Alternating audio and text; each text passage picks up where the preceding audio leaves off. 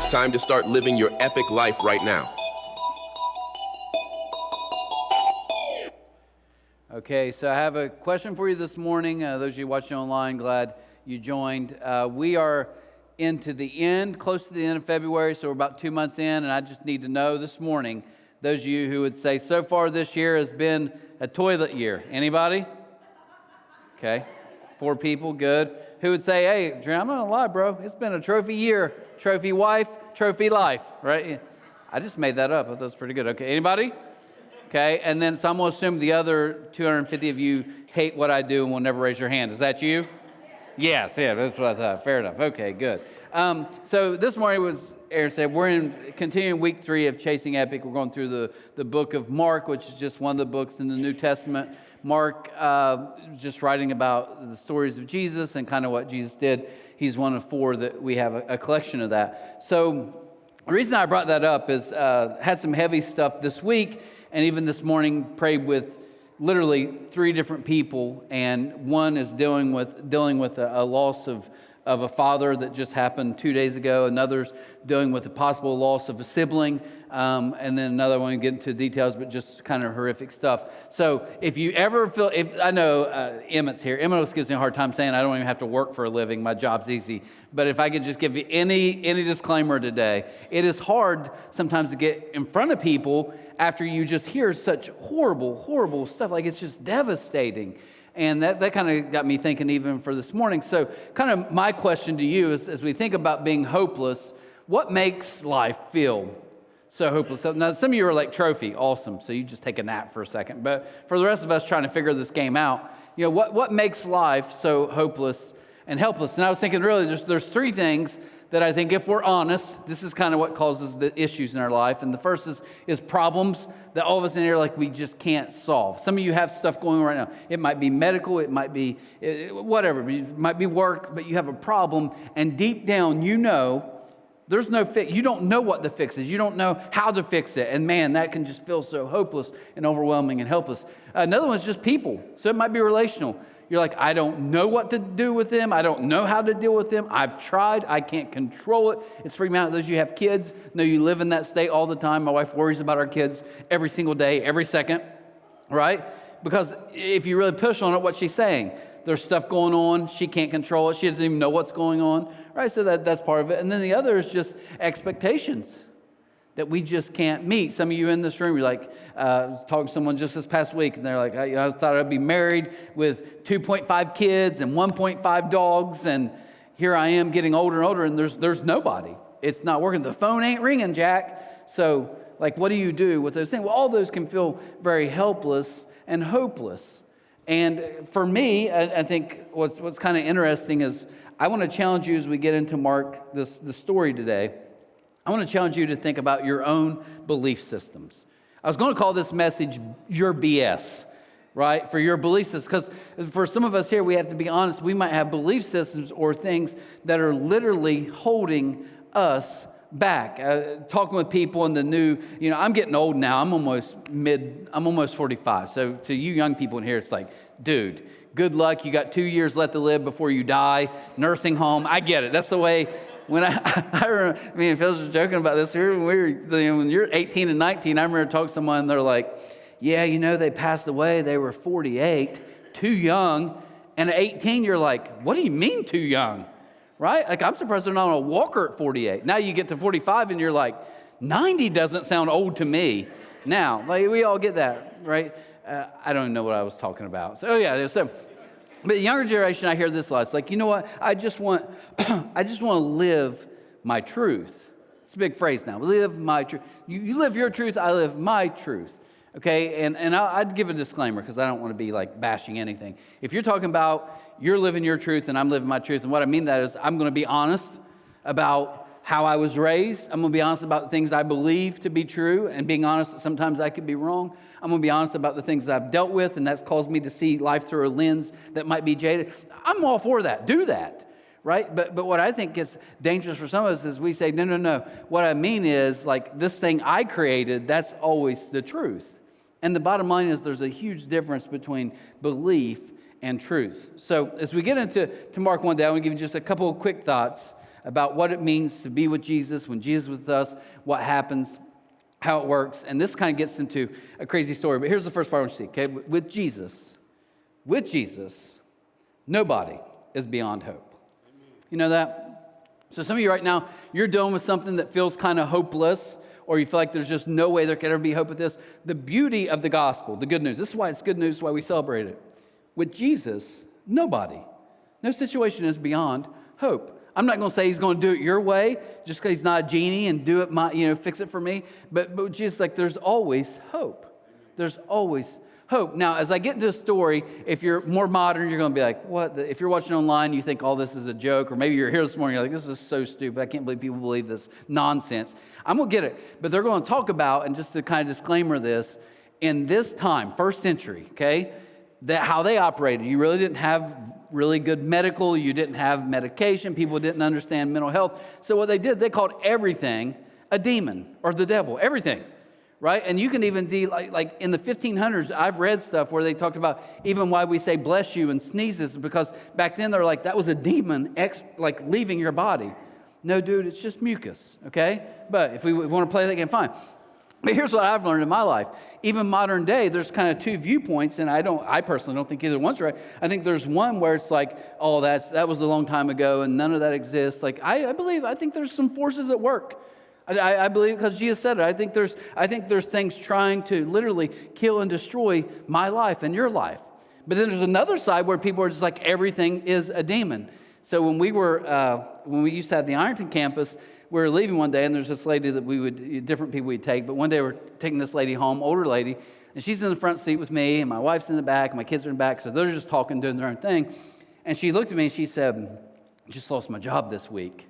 She said, "Man, the devil's really," this is what she said, "the devil's really after me." I was like, "Yeah, that stinks. I hate that you lost your job." And she was like, "It's just the devil." And I said, well, what happened?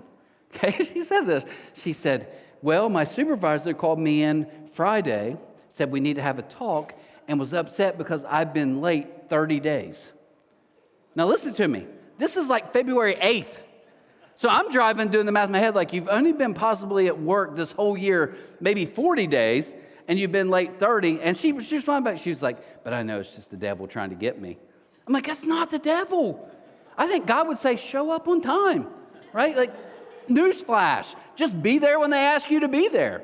And I think so much we do, like, oh, it's just like, no, it might be some of your belief system, some of the stuff you're carrying around that God's like, that's just not true. And just because you think it's true doesn't mean that's true. Okay, so here we go. We'll look at verse 21. It says, Jesus and his companions went to the town of Capernaum, or Capernaum, you say it however you want. When the Sabbath day came, he went into the synagogue and began to teach. The people were amazed at his teaching, for he taught with real authority. Quite unlike the teachers of the religious law. Like, man, we've never seen anything like this. Like the way this guy speaks, the way that he brings about who God is. Back then, I'm sure it was like heavy law. He's not that. It says, suddenly a man in the synagogue who was possessed by an evil spirit cried out, "Why are you interfering with us, Jesus of Nazareth? Have you come to destroy us? I know who you are, the Holy One of God." Now, could you imagine sitting in this room right now, something similar to that? And listen, at C3, we've had some crazy stuff happen. If I want to make millions one day, I'm just going to write the story of C3. And there's stories I promise none of you here would believe. Stuff that was said, stuff that happened. I even told the first services. I remember when we were in the elementary school, I walked in one day and I saw this guy, and he's sitting there kind of like by himself, cool looking guy. And I was like, I don't think I've ever seen him before. So I was like, hey, my name's Trent, good to see you. And about that time I reach out, instead of like shaking his hand or hugging, because we're guys who aren't going to hug, I like just went to pat him on the back. And as soon as I went to like pat him on the back, he went, "Oh, I got stabbed there last night." And I was like, props, You don't want me to pat your stab wound. I get it. Awesome. So we'll fist bump, crazy stuff. But here, can I just confess to you guys, my wife, my kids make fun of me because they say, like, I get zoned in. I don't get distracted. Like, even up here, I don't get distracted much. But a hard thing is when people get up and walk out, right? In the middle of you talking, they just get up and they walk out. What's funny is I said this, again, it's 9:30. I promise you 15 people did it. But here's what I do. Because I'm overconfident, when people get up and walk out, in my mind, I'm like, they probably just had to go to work. Or you know what? Maybe they had to go to the bathroom. Maybe they got an emergency call. I don't know. I'm just glad they decided to show up today. So years back, my daughter's here. She probably didn't remember, she was little. We get in the car, and this family got up and just stormed out. Well, in my mind, I was just like, they probably just have an emergency. That's why they're sad. So anyways, we get in the car, and my daughter, Tegan's in the back, and she said, why do people just get up and leave while you're talking? I was like, oh, honey, trust me. I think they just I'm just thankful they came. They might have had to leave to go to work. You know what she said? They were mad. They were mad looking at you. Like, okay, I don't want to think like that, right? So we had crazy stuff. But literally, this guy stands up and starts literally yelling back at Jesus in a Jewish synagogue. Like, this is crazy, right? Crazy things happen. Verse 25 says, but Jesus reprimanded him. Be quiet, come out of the man, he ordered. At that, the evil spirit screamed, threw the man into a convulsion, and then came out of him. Amazement gripped the audience, and they began to discuss what had happened. What sort of new teaching is this, they asked excitedly. It has such authority. Even evil spirits obey his order. The news about Jesus spread quickly throughout the entire region of Galilee. See, when I was younger, say 16, 18, 20 in that age, I would see, you start kind of noticing things around you in life, and you would see people, and you'd see their situations, things you'd see. And I remember, I'm kind of a softie, deep down, honestly. Like, see something, you're like, man, that's tough. Man, that situation I see them in is tough. But you know what I've learned 20 years after the fact? They are tough. I'm not making light of that. I've learned that the toughest stuff is the stuff I don't see. You see, the toughest stuff in your life and my life is the stuff no one else sees. It's the stuff where we realize that the worry we have, the belief system that's and I think of this guy. I've read several different commentaries, and a lot of people would argue this guy came in every week. Because that's not whatever. He's walking in. No one seems to be bothered. Jesus walks in one day, says something, and this guy's like, no, it changed instantly. Changed. And I want to challenge you guys, literally this morning, to kind of think about, there are things in your life, there are belief systems you have that you've just become comfortable with, and you'd be like, oh, no, that's just how I am. This is the best one I love. That's just how I am. It's how God made me. That's not true. That's not true. You don't have to believe lies. You don't. And belief and truth are opposite. You know that? They don't have to be the same thing. They can be, but they're not always. And I know there's people in here, but I want you guys all to just think back when you were a kid. Is there stuff we'll keep it PG, okay? Ready? But I want you all to think about this. Is there stuff when you were a kid that you believed that now that you're older you realize maybe isn't true? Anything? Anyone think of anything? I mean, I don't know. I just think there's a lot of things I wake up and happen, and I'm like, this is amazing. I love it, right? Get a little older, and you're like, you know what? That wasn't completely true. It wasn't fully true. And that's kind of the same for us. Just because you're like, no, I believe it. It's my truth. That doesn't mean your belief is your truth. This guy here he's dealing with stuff. No one else sees it, but something obviously is going on, and Jesus gets right to the heart of the matter. I'm praying this morning in your life that you have some stuff, maybe you're like, I don't know why our marriage can't work. I mean, it's not me, God forbid, it has to be him. Maybe not. Maybe you need to change the way you believe about things. Maybe you came from brokenness like we all did, and it takes someone to be like, you know what, that's not the way you respond when someone gets upset with you. That's not the way, that's this amazing thing that Jesus does is he brought in a hopeless situation. No one else maybe knew this guy was struggling. This guy knew something's off. Jesus changes it in an instant. With Jesus, nobody's beyond hope. Second one, though, real quick. With Jesus, nobody is beyond help.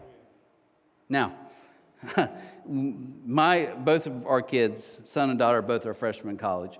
So when they were kids, we had kind of an unwritten rule, and they learned very quickly because the other one would mess them up. But if they needed homework help, okay, it's real simple. If it was math or science, and they would go to my wife, their mom, and be like, hey, Mom, can you help us? What is it? What's math? Go to your dad, right? But what would happen is if it was language arts, English, reading, anything like that, they knew, don't go to me. You know why they knew not to go to me? I'm going to tell you guys something. This is so crazy. I went to Waterloo Elementary. Anyone ever heard of the Waterloo Wonders? Greatest team ever in basketball? Greatest team ever, 2 state championships, small school division, Ohio, 1933 and 34. You guys know what I'm talking about? It's your losers, that's why. Greatest team ever. Online, thumbs up, Waterloo Wonders fan. Yeah, so I'm in this gym, cool elementary. Here's the best part, though. My parents are here. I'm just going to call. I'm going to call it out, okay? I believe this happened. I don't know it to be fact. But in Waterloo Elementary, one of the things was we had a custodian. His name was Mike. And every 2 years, he would pick like literally 2 kids to be his assistant. And if you got picked to be his assistant, what it meant was you get, as soon as you got to school, get off the bus, go walk into the furnace room. He'd be shoveling like coal into the furnace, shoveling ashes out of the furnace. And you had to take these big trash cans, you and your buddy, and walk them out and dump them over the hill. Okay? It was like 2 hours. Then as soon as you got done, you'd go back into class. It was always science class. I'd sit in science class for 40 minutes. And they'd be like, hey, got to go. Mike needs you at work again. Right? So you go back and you work with him in the cafeteria and you cleaned off plates. Well, here's the beauty of it. Back then, if you work with him, you got free breakfast and free lunch. So you know what my parents did? I'm in 4th grade. My older brother worked for him for 2 years. You know what they said? Trent, you got to get that job. Okay? And looking back, I realized what they were saying. They were like, look, we've met you. We've met your older brother. We've met your younger brother. You guys don't have a future in education, okay? You don't even need to learn. So just work hard. And I remember I walk, it was like the end of the year, and I'm like, hey, Mr. Mike, my mom and dad told me to talk to you about possibly working for you. And he's like, I had your brother. He's a hard worker. Are you? Yes, sir. I'm in 4th grade, right? But here's the best part. And I cop out. You guys listen to me talk, and you're like, dude, I know you're older, but your grammar is like a 1st grader's. It is, because that was the last time I had English, 1st grade. I got in college, didn't know. But anyway, long story short, so getting help. Well, one day, I think John, my wife, had a parent-teacher conference or something, and one of the 2 came up to me like, hey, can you help me? And they were like diagramming sentences or something. And I remember I was like, I'll try, but I don't know what this stuff means. I think it was Tayden. And he was like, okay, well, it's asking to find, first we got to find the pronoun. And he looked at me, and I was like, yeah. And he was like, Dad, do you know what a pronoun is? Like, I'm not a moron, buddy. I know what a pronoun is. And he was like, well, what is it? I was like, well, that's a really good noun. Probably got drafted in the noun draft, went pro. I was like, I don't know, okay? I'm a moron. Just leave me alone completely. What's sad is right now, I'm still not sure I know what a pronoun is, okay? But here's the thing. You go to the people you need for help. Here's the thing with Jesus. He's like, I don't care how big your problem is. Jesus isn't like me. There are certain areas you go and you're like, I don't know if you could help. Oh, that's out of my jurisdiction. Jesus is like, no, I am the source of life. Anything for healing and life, you can come to him. Look what happens in verse 32. It says, that evening after sunset, many sick and demon-possessed people were brought to Jesus. Word got out.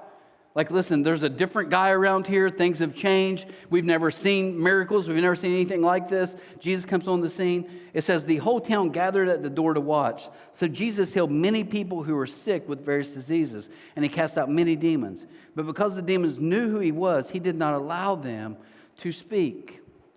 Now, if you walk out today, you'll see we have 3 signs on each side, 6 signs. One of them on this side says, we are for the tri-state. Now, you know why we're for the tri-state? Well, because of Jesus. Because I truly believe Jesus, here, I got good news for you today, okay? Listen to this. Jesus is for you. Do you know that? He is. He really is. He loves you so much, he sacrificed everything just for you and me. So we started thinking through, like, well, if Jesus is for us, then, and we're going to be his followers, what's it look like for us collectively as a body? Well, we're for you. We're for the tri-state. And years back, we were sitting in a meeting. It's probably been 10 or 12 years ago, a long time ago. And I had a group with me, and I said, you know what I dream about, honestly? I went to a little country church. I've been part of little country churches. One of them is about ready to close. There's like 2 people showing up. It's really, really sad. But it hit me one day. I thought, what would happen if this one particular country church I was thinking about, what if they closed? What would really happen? Think about this. What would really happen? And it hit me, people who attended there, like me, would be very sad. Even thinking about the memories, like it would really be like, I hate to hear that. I thought maybe the few people who attend right now, they would be sad because they got to figure out where to go. But what if you went down the road to a guy literally drinking a Bud Light, cigarette in his mouth, and you just walked in and said, hey, Bob, this so-and-so church closed. He was, let's be honest though, what would he be like? Okay, that doesn't affect me. Who cares? Right? And that's a fair statement. So I was talking with him like 2 years ago and I said, what would it look like if we did it different though? What if we just said, hey, you know what? What about if we would become a body of people, not this building, us in this room, and the 930 and the people watching on. What if we came together and said, you know what? We're going to be for people. So much so that one day if we have to shut our door, we close down, we don't exist, that South Point says, we're in trouble. What do we do about the food programs? Because you guys are kind of, what do we do? You get what I'm saying? It's like, what would it look like if we became a place where if we shut down, people on the outside who don't even believe anything we believe says, we need you.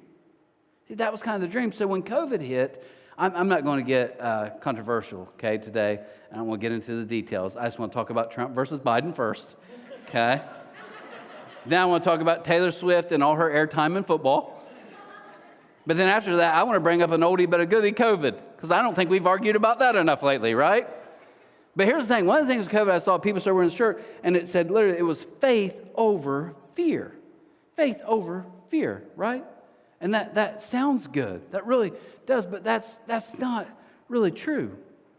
Faith isn't the enemy of fear. Fear isn't the enemy of faith. I think what's familiar is the enemy of that. So COVID hit, and people were shut down. People were losing their mind. I had friends of mine who were pastors, church leaders, and like, oh, what are you going to do? Everybody's losing their mind.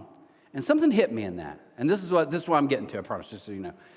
Something hit me. I thought, so if we can't meet in a building, we can't exist. But here's why I have a little bit of a problem with that. The early church didn't have a building. There's places in China right now led by 13-year-old girls that literally are baptizing thousands of people a week. They have no building. Okay, so something's up, right? So then I started thinking, we measure a lot of stuff here. We measure how much money we bring in. We measure, people, baptisms. I'm for all that. You should do that. That's good. That's good accounting skills. But I sat down after COVID and said, what if we measured something that maybe was a little closer to the heart of God? And that's why we came up with the 3-year goal. Literally for us, at the beginning of January, here was my dream. What would it look like if we were a place where by January, we get enough people on board, 300 people every single day are blessed, are encouraged, get hope, get help. Because a group of people said, you know what, and it's not to earn God's favor. This is why we're talking about this series. You know what up is? Up means you are loved by God more than you can ever imagine. So much so that Jesus took care of it for you. That's good news. What's the end? Well, I need to love people around me more. I need to love my family. I need to love you guys more. But then the outside of this, I also need to love more people. So what would it look like if we really, because the way we've been loved, we love others the same way? You know what I believe? I believe it would transform this area.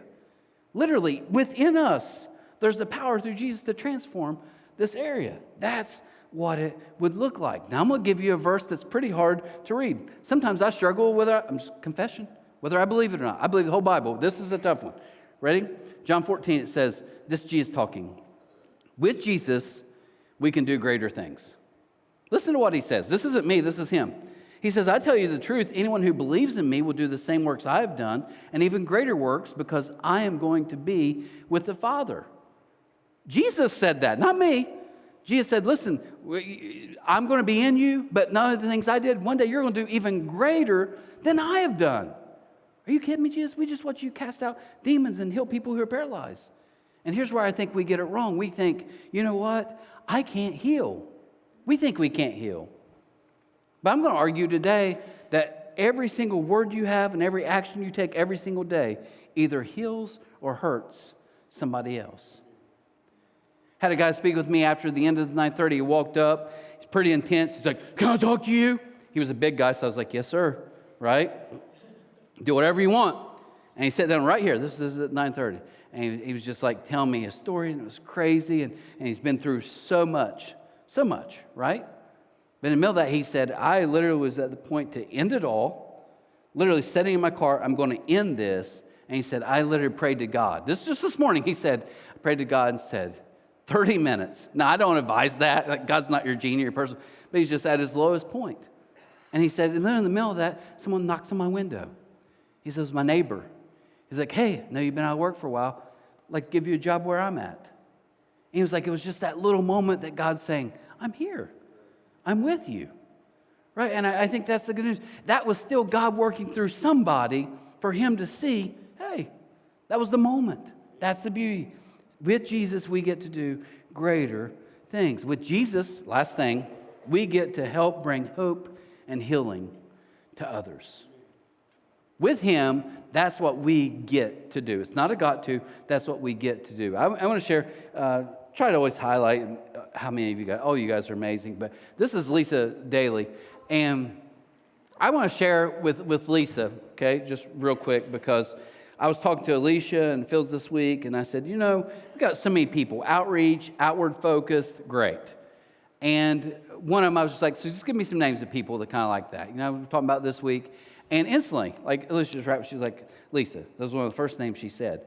And then she was talking about the kids. And I know, being friends with Lisa all the time. It's like always asking, like, is there anything the kids need, kids club need? She brings food for them. Amazing. But I remember a while back, when we were looking at the hotel before it's changed now, but at one point there was like 17 kids living in the hotel. And we went over there and we were doing something. And Lisa was just like thinking through, well, what else can we do? So we ended up organizing, literally bringing a Christmas party. They had a pizza party. They had presents. It was amazing. Literally sparked by this person, hey, how can we help these kids in a pretty tough situation? Now, why am I sharing that? Because I was even thinking, think about that moment, even for a kid, when you literally walk down into the lobby, the hotel where you're living, and there's a pizza party, there's presents. Why? Because someone, to me, made Jesus' words come true. Amen. You'll do even greater. You'll do even greater things that I've done, bringing hope and help to everybody around them. So I'm going to read one verse, and then we're getting ready to shut it down. This is what 1 John 4:9 says. God showed how much he loved us by sending his one and only Son into the world so that we might have eternal life through him. This is real love. Not that we love God, but that he loved us and sent his Son as a sacrifice to take away our sins. This is the up part, right? The up is you are loved way more by God than you can ever imagine. You talk to a teenage girl, right? Maybe she doesn't have great self-esteem. Well, I just don't know. It's like, well, your belief system is telling you are what people think of you. Your belief system tells you are I'm a performer. So it's like your belief system says, Trent, you are good when you perform well. If you walk out of here and people pat you on the back, man, I'm doing well. But what happens when they don't? And you guys know many weeks you guys don't, right? Wasn't your best, pal. The worst is when you get that like from your own family, right? Hey, what'd you guys think? You're fishing for compliments. They're like, I don't know what you said this week. Like, okay, I'll kill myself now, right? You just like drive off a cliff. But here's the point. We all get to be part of that up. We are loved by God. That's the foundation of this. Up. I'm loved more than I can imagine. He goes on, though. He says, dear friends, verse 11, since God loved us that much, we surely ought to love each other. No one has ever seen God, but if we love each other, God lives in us, and his love is brought to full expression in us. In loving people more, out loving more people, being loved more, up. See, this is the thing you'll find Jesus through his whole life constantly lived in this pattern because he realized it. It's how you find freedom in life. So, I know Aaron talked about it as we get very close. I want to give you the Chasing Epic Week 3 challenge, okay? So what is that? I want to challenge you this week to do one random act of kindness for somebody on the outside. I was going to give you instructions and theory, but I don't. Just you pray about that. You think about it. Get creative. Maybe it's just paying for someone. I don't care. It doesn't matter what, but you just say, what would it look like for me to show love to someone maybe I don't even know? What's that look like? What would that look like for us? They can keep it up on the screen for a second. We do Kids Club here every Tuesday, right? And you've heard me tell several stories. I'm going to close with this. This is my final story. There's a kid, I won't say his name. He's a little guy, comes rolling in. He always has a Carhartt jacket, boots. Let me explain to you real quick, okay? I like him. He gets in trouble a lot. All right, let's be non-churchy for a second. He's a turd, okay? He truly is. He's a knucklehead. But here's the thing. He knows way more than he should know, right? He's that kid. Like he says something, you're like, 40-year-olds don't know what you're talking, but you do. Like, okay, he lives on the edge. And I walked by like a couple weeks ago, and he was just getting it in there. I think he punched a kid or cut some kid's hair or something. And he deserved it, right? But what happened is because my wife and I now are empty nesters, and our kids are gone throughout the week, and no one's prepared me for this. Let me give you if you're getting ready to have your kids leave the house, let me warn you about a few things, okay? People will talk about you're going to miss them, and yeah, all that's true. It stinks. But what no one really prepared me for is the conversations you have with your spouse when it's just you two. Here's the standard message at about 2 o'clock on a Monday. Hey, are we going to walk today? We got big decisions to make, right? I put, yes, you want to walk at Ashland Park or at the flood wall or around our neighborhood. Such big decisions. How about we walk around our house? Then I'm planning on making lasagna. That's our conversation. Here's what no one warned me about, though. So we get home, we walk a mile or two, we're talking, we're having a good time. Then you get back in your house, making lasagna. You eat lasagna, and you're like, man, it's been a great day. Time to go to bed. And my wife says, it's 6:10. It's 6:10 p.m. What are we going to do? So we're like, we got to find a show or something. So we started watching, jump on the bandwagon, started watching Chosen. Well, I think it's episode 2 or 3. We haven't watched much of it. Episode 2 or 3, there's a part where Jesus is with kids. And so we're on the couch watching this show at night, and it hits me. In the Bible, kids loved Jesus. They loved him. Like, they flocked to him. So much so that sometimes the disciples would be worked out. Like, his followers are like, we know we need to get the kids away. And he's like, don't ever do that. I love them being around me. And it hit me kind of hard because I thought, if I'm following Jesus, Jesus lives in me. If I'm being honest, sometimes those kids come here, I go back there and hide and do work because I'm accomplishing something. And I was like, but they probably need me to be more of a. So I was like, I'm going to do that. I'm going to be an encouragement to these kids. So that day I walked by, back to the story, I walked by. He's getting mauled, right? Because he's like, you deserve it. Well, they're getting ready to leave, and for some reason a few of them came through here, and I'm up in the booth there. And I'm thinking about this with Jesus and all that. And he walked up, and he's just kind of sitting there staring at me awkwardly. And I turned around, I was like, hey, I haven't got to talk to you really today. And he just kind of looks at me, and I said, you know what? And this was true. I said, I was watching a TV show last night, and I started thinking about you. And really how awesome of a little kid you are. Or a little guy or a little whatever. But how awesome you are. And he, this is so good, he literally paused like a confused dog. And it hit me. He's never heard anybody ever say that in his life. Not once. He's been yelled at, but he's never. So it took him back. So he kind of paused for a second. And I'm telling you, he's a little guy. And he went to shake my hand. And I was like, you're awesome because we both know bros don't hug, right? It's like, yeah, I shook his hand and walked out. But you know what happened the very next week? I'm standing in here, and he walks by, and he hugs me. Now, he hugs me, and I'm like, dude, we don't do that, right? Just fist bump. We're cool. And here's what I want to leave with. Here's what I want to challenge you with as you think about this random act of kindness. This boy proved to me that we all have no idea what one conversation, I want you to see this, one word of encouragement, one expression of love, and how it might change someone else's life. And you know how I know that? Because as a 8, 9, 10, 11-year-old, I can give you specific stories. I can remember leaving Myrtle Tree Baptist Church, walking out after blowing the worst prayer ever, and a pastor by the name of John Carter giving me 11 words. Changed my life. Someone who made me think, maybe my belief systems about myself aren't true. Maybe actually God not only does love me, he wants to use me.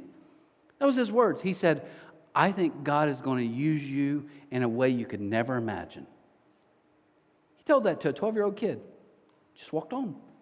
To him, it was probably just another day. But to me, it set everything in motion. You know, people talk about, hey, get phrases. People love titles. We're not big titles around here. That's why we mock titles all the time.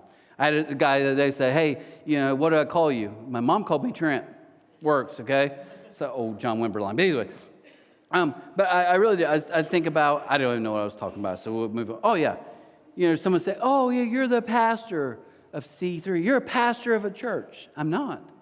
I'm a product of the church. I really am. I am so many things God has done in my life because of literally what the church, the people did for me. You have no clue what one word, one random act of kindness, what one kind moment to really just be for somebody else literally might change their life. You have that power today. I do too. So here's the rule as we pray. Let's do it. Let's do it. Let's pray for God to use us this week. Not only to love people more, but to love more people the way that we've been loved. If you would just close your eyes. Jesus, we thank you so much. Thank you for loving us in such an incredible way. We thank you that the good news is we don't have to work harder. We don't have to try harder. We don't have to earn. You've already given it. You've already given it all to us. So I pray today for us that we would just take in, just breathe in the good news. It's been done for us. But you take it to another level. You say, now I not only have done it for you, I want to now work through you. So I pray today, as we walk out of these doors, Jesus, help us to show the way you've loved us to a lot of people who are hurting, who need help, who need hope, and we're the people you brought in their path. So I pray today, whether we're in elementary school, middle school, high school, college, work, home, help us to bring hope and healing to the people around us. I also pray before we close, Jesus, for some people in this room, maybe some people watching online. Maybe they don't believe this stuff, maybe they do, but today you're calling them. You're calling them into the thing that's most important to you, and that's a relationship with our Heavenly Father. So if today's the day for that, you can take your first step and join me in a prayer, maybe something like this, by saying, Jesus, I know I've made a mess of things. I know I've sinned. Will you forgive me? Jesus, save me. Not only forgiving me and making me clean, but I want you to give me new life. Now live and work through me. That's the promise he gives. And if that's you this morning, I pray you take the courage when we're done to come and talk to me, talk to Aaron, talk to somebody here that you know, because we want to help you be all that God created you to be, to live a life full of purpose. We also know that heaven celebrates when one person puts their faith and trust in God's Son. So we celebrate that. And as we leave today, God, I pray that South Point and the Tri-State would be just a little bit brighter because of our presence. One word, one random act, one moment of love can change someone's life because it changed mine. We ask these things in your name, and amen. Hey guys, I got a job for you real quick, okay? This Aaron, is Aaron in here? I got you, don't I? You want just these two sections if anyone can help? We got 5:30 tonight. You're invited. Love to have you guys. If you can't make it, see you next week. If you could stick around, these chairs and those chairs to the wall, bro. Wall?